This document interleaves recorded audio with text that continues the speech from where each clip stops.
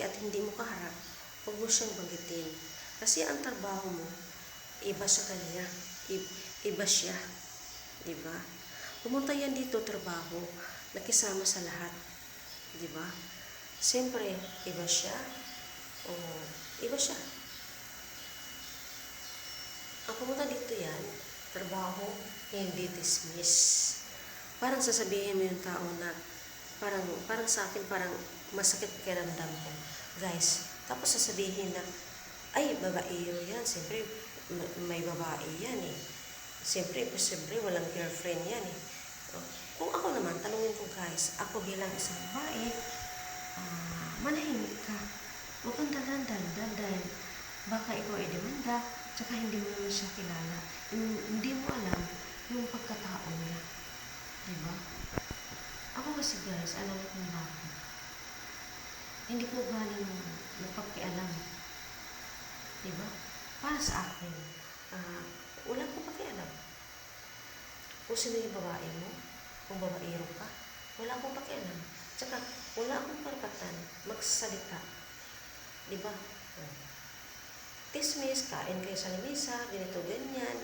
Tapos, gagamitin pa yung tao sa lalaki, ang ganito daw ang nanay. Siyempre, ekstrikta ang nanay. Kasi ang anak ko, ganito, ganyan ang course. Alam mo, nagsalita ng ganyan, biyasa, hindi nakaapak ng college. Ha? Hindi siya nakaapak ng college. Kaya ganun siya, nagsasalita. Dapat, irespeto natin bilang kasama natin dito sa work, guys. Alam kong bakit. Iba ang course niya, iba sa atin, di ba? Siyempre, ako nasasaktan din ako sa mga kwento, guys. Alam kong bakit. Kaibigan ko siya, barkada ko siya sa kwento. Bakit? Masama bang may kaibigan? Masama ba nga maging masaya sa mga kwento? Diba? Tingnan mo guys, sabi ko nga sa iyo eh, nakatingin ka lang sa akin, so ayaw mo sumagot. Ayaw mo siyang sumagot. Yan. Alam mo, masama yan. Masama yan. Kasi, yun talaga ang kutob ko, yan ang isip ko na pagdating ng Miss Hair, gusto ko na mag-resign sa work. Talagang, kailangan ko na mag-live para malalaman ng buong tao bayan. Siyempre, malalaman ng pamilya yan, nga ganito, ganyan. Diba? Siyempre, mahuhuli sila. Mahuhuli sila. Mahuhuli talaga sila. Kaya, isa na lang guys. Ipaliwanag ko guys. Pagdating sa trabaho, huwag kayo magpaapi. Pag sa tama kayo, ipaglaban mo. Diba? Ganun lang yung kasimple. Ngayon, na-realize ko na guys, ako yung babaeng matinong kausap, hindi ako bastos. Marunong ako makisama sa work. Pero, yung pangit naman yung, o baka nainggit naman, diba? Para sa akin parang mainggit na kausap ko na isang tao. Ay, tanga. Anong tawag doon? Tanga ka, diba? Bobo ka. Na magsalita ka ng ganyan. Na parang, so totoo lang guys, yung napapansin ko sa sarili ko na dinadahon ako sa mga kwento. Siyempre, yung nagtatrabaho dito na lalaki, siyempre, hindi mo maiwasan yung, kung magpintuhan kayo, siyempre, mas lalo na nag-assistant ako sa kitchen. Ano yun? Ako ba yung babaeng busbusin? Ako bang tanga? Ako bang bobo na walang kilala? So, nainggit ka lang guys. Nainggit ka lang. So, ulitin mo pa. Ulitin pa ninyo. Dismiss, pagdating sa kusina. Okay, ulitin pa ninyo. Pag ako mag-sign dito, mag-isip na rin kayo. Dahil alam kong bakit guys, paliwanag ko lahat. Ako nakishare ako sa mga kwento, sa totoong personal, totoo. Alagay mo sa akin, tanga, bubo. Diba? Kung nainggit ka, dahil yung isang lalaki na yan, na pag siya umuwi, siyempre napapaalam sa akin, siyempre kaibigan, barkada, kaya siguro, gano'n naman, siyempre sa pagtingin sa akin, marunong akong magkasama. Siyempre, kailangan naman talaga magpapaalam, di ba? Di ba? Grabe naman guys. Kagano yung patismosa. Hindi kasi kayo nakaapak ng college eh. Kaya puro kayo dismiss. Tama mo yung ginawa ninyo? Okay, go. Ngayon, pag ako mag-resign dito guys, alam niyo kung bakit? Hindi ako nagbibiro. Oh, yan. Hindi talaga ako nagbibiro guys. Totoo yan. Sinabi ko. Totoo yan. Hindi ako nagbibiro.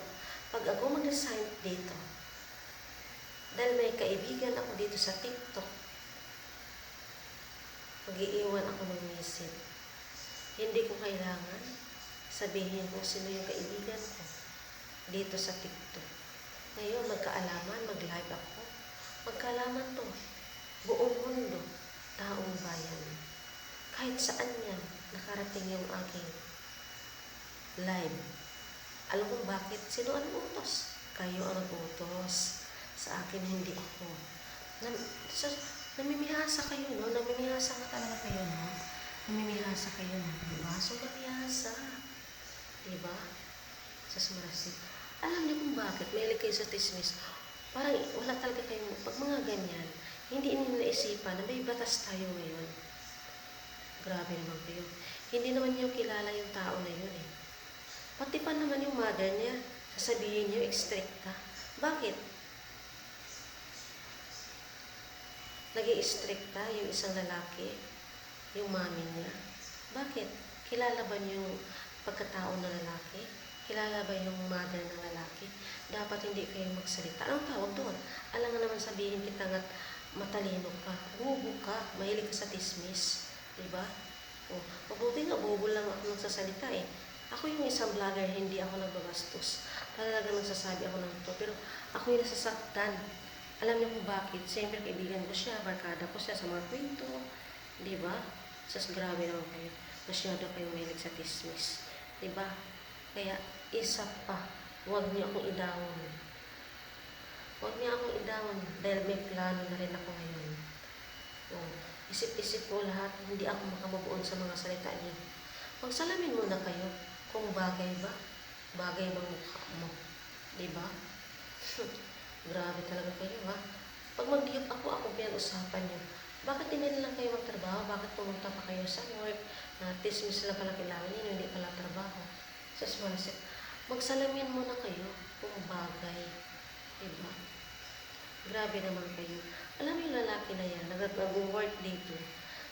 Nakisama lang lahat yan dito pagdating sa kitchen kumakain. Pero dapat kung pwede lang, iwasan din yung malasway mga bunga na bastos. Diba? Puro bastos pagdating sa kusina.